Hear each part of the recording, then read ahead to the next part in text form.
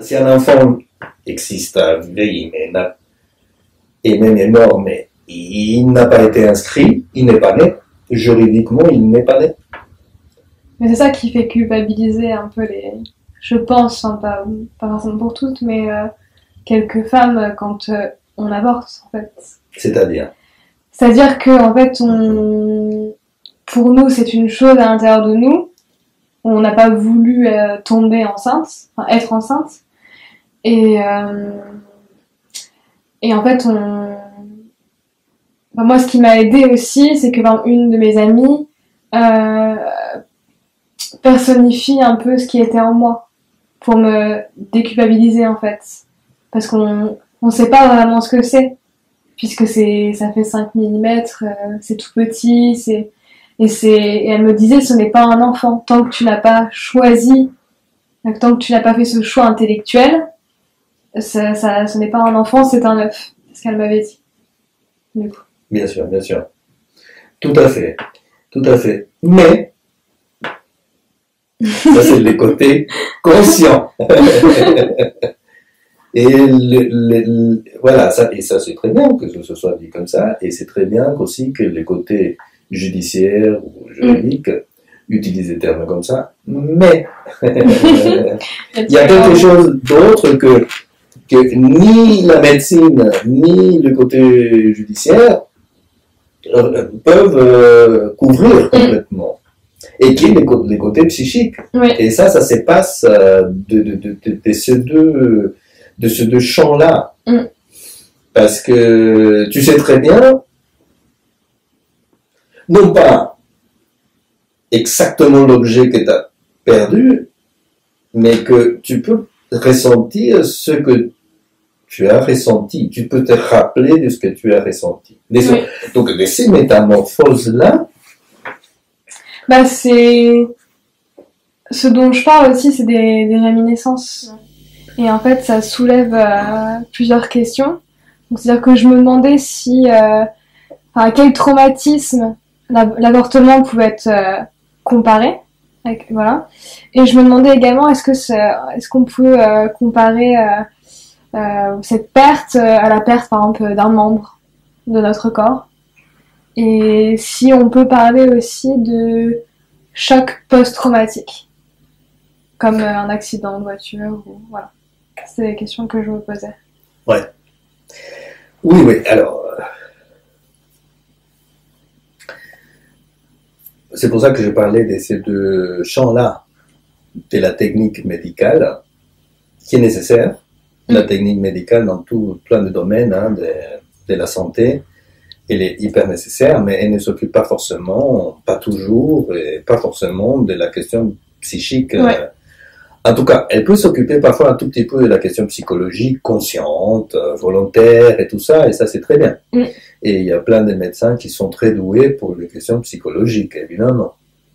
Mais il y a la question psychique qui est différente du psychologique, qui a à voir plus avec des questions inconscientes et qui ne sont pas forcément matérialisables selon les domaines médicaux ou biologiques, ou physiologiques, chimiques, etc.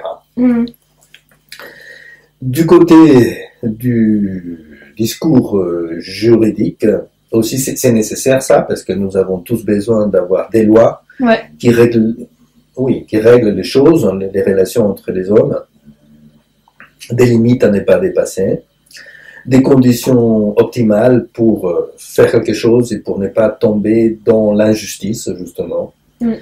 Et donc, mais pareil, là, ça ne tient pas toujours compte, même si on apprend énormément de la justice, etc., des cas, des crimes, etc., on apprend des choses pour, y compris donc des choses sur le suicide, etc., pour la question psychologique. Mais ils ne tiennent pas complètement compte du côté psychique. Ne peuvent pas, donc peuvent faire appel à des psys, mais c'est chacun son métier. Donc, et bien sûr que la question de qu'est-ce que j'ai perdu dans un avortement? Donc oui, c'est une très bonne question. C'est une très bonne question qu'on peut poser d'ailleurs à tous les deux, à cette femme qui peut devenir maman, qui pouvait devenir maman, et à cet homme qui pouvait devenir papa. Sauf que la réponse, elle n'est pas pareille dans les deux cas. Ouais. C'est très différent. Hein, c'est très différent. Mais évidemment qu'il y a toujours une alliance entre maternité et paternité. Et d'ailleurs, c'est ça, comme on a dit tout à l'heure, le produit de cette alliance, c'est le bébé. Sinon, c'est l'enfant, quoi. Sinon, à quoi bon? Bon. Donc, je veux dire en termes de maternité et de paternité. Bon. Mais, si on pose la question à une femme, c'est quelle est la perte? Quel est l'objet de la perte? On dit souvent, n'est-ce pas, on pose souvent la question, qu'est-ce qui se passe en fait pendant la grossesse? C'est que, comme tu l'as bien marqué, il y a des modifications essentielles du corps, des événements de corps qu'on ne connaissait pas avant, ou qu'on ne connaissait pas de cette façon-là, dans ces conditions-là. Vomir, on a tous peut-être vomi un jour, mais ces types de vomissements-là sont peut-être déstabilisants, et le rapport à l'odorat est aussi cette grande acuité, n'est-ce pas, c'est hyperosmie presque, pour pouvoir sentir les choses, ce qui est tout à fait normal. C'est tout à fait normal qu'il y ait des nausées, des vomissements, une augmentation de l'acuité olfactive, etc. Mais est-ce que c'est des modifications un peu instinctives, animales? Parce que je me demandais en fait. Oui. D'où venait c'est pourquoi on a l'odorat qui devient plus... Pourquoi ça serait intéressant que l'odorat soit développé lorsqu'on devient maman? Pour moi, ça serait un peu animal, c'est-à-dire que pour voir si l'environnement où on est sain pour ce qu'on porte en soi, en fait. Donc ça serait instinctif. C'est ça. Mais c'est juste, même biologiquement, je vois pas comment ça se fait, en fait. Bien sûr, bien sûr. Mais tout ça parce que nous avons perdu la capacité olfactive. C'est où on garde un peu, mais on a perdu énormément par rapport à notre petite enfance. Je me souviens quand j'étais très petit, j'allais au marché avec ma mère et je sentais donc les tomates qui sentaient comme des tomates, tout ça.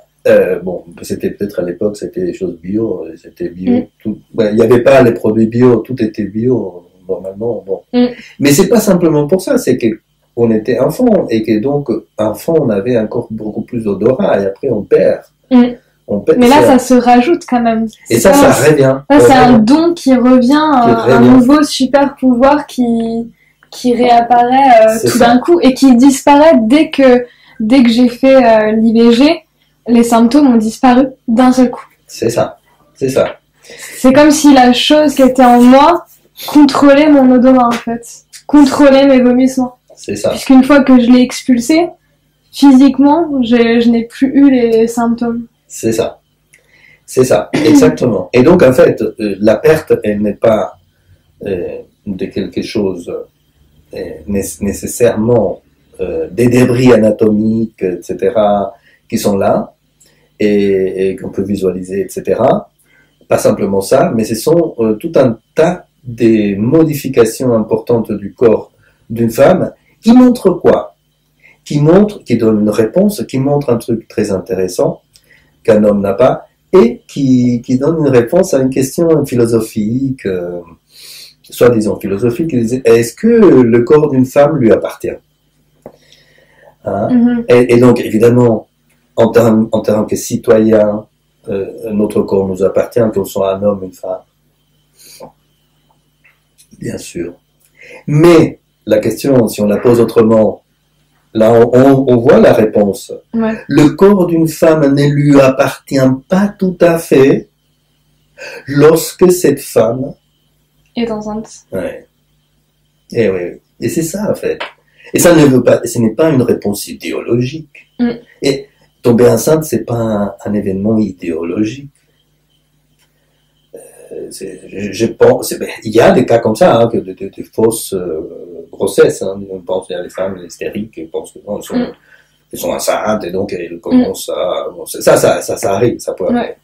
Mais c'est pas un événement idéologique. Bon, le corps d'une femme ne lui appartient pas tant qu'elle est donc dans le processus de la maternité, de la gestation.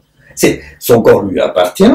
Et en même temps, ne lui appartient pas tout à fait. Ne lui appartient pas tout à fait. Il y a une partie en elle qui appartient à une autre vie, à une nouvelle vie.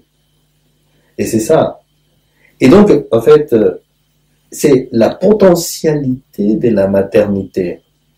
Après un avortement, je l'ai toujours en tant que femme, je l'ai perdu. Comment je vais faire pour... Bien sûr, on a toujours... Mais on peut se poser ces questions-là. Alors qu'un membre, si je perds une jambe, c'est une jambe que j'avais. Et je joue au foot avec, j'ai marché, j'ai couru. Maintenant, je ne l'ai plus. Ou j'ai une jambe en bois. Mais c'est pas pareil, ça. Ça fait partie de mon corps. Donc, en fait, ce qu'on a perdu, on pense pouvoir avoir perdu, c'est toute une métamorphose qu'on a stoppée. Et ça va. Et ça, c'est pas grave, ça, en soi, physiologiquement, c'est pas grave. C'est psychologiquement que ça, psychiquement que ça peut. Et puis, socialement, on s'en fout, à la limite. Les gens vont dire, oui, voilà. Elle a fait bien ou elle a mal fait, c'est pas grave. On s'en fout. Mais, c'est pas ça qui compte. Mais, c'est psychiquement. C'est soit avec soi-même. Donc on peut pas comparer ça à la perte d'un membre parce que c'est un traumatisme plutôt psychologique, c'est ça? C'est ça. Et donc en fait, je ne sais pas, mais moi je pense que c'est un espace en fait, un espace vide. C'est pour ça que moi je m'intéresse beaucoup à un terme, en allemand il y a un mot qui s'appelle Ruinenlust, qui veut dire un peu, on peut le mal les traduire par une sorte de fascination par les ruines. Les ruines, c'est quoi? Il y a des ruines qui sont très valorisées. Oui, c'est vrai. Parce que c'était des grands palais, des châteaux, ou même, c'était peut-être pas des grands palais, des châteaux, mais c'était peut-être la petite maison, la cabane, la forêt où habitait un grand peintre, par exemple. Mais elle est abandonnée. Mais on la valorise parce qu'il y a vécu, il a fait des super tableaux, c'était un foufou, mais il a fait des trucs impressionnants. Donc on veut faire quoi d'elle? On veut faire un musée, donc qu'est-ce qu'on va faire? On va la retaper, on va la restaurer, mais à partir de ce qu'il y a là-dedans. Donc il y a chacun de nous, hommes ou femmes, des histoires que nous avons vécues. Et peut-être des ruines aussi psychiques, des vestiges, des débris, des restes encore présents. Moi, je parle d'empreintes. D'empreintes, des traces, exactement, c'est ça. D'empreintes, des traces, des restes, de quoi? D'un vécu. N'est pas forcément d'un objet, mais d'un vécu, évidemment. Il y a des objets, mais tu peux appeler objet ça, d'un vécu. Mais ces vécus-là peuvent être pas les tiens, ça peut être aussi de la génération précédente. Et c'est là où on va parler d'un truc.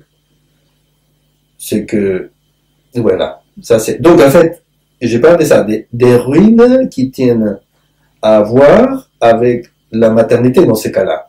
Ruines et maternité. Et des paternités aussi, puisque par extension. Oui, bien sûr.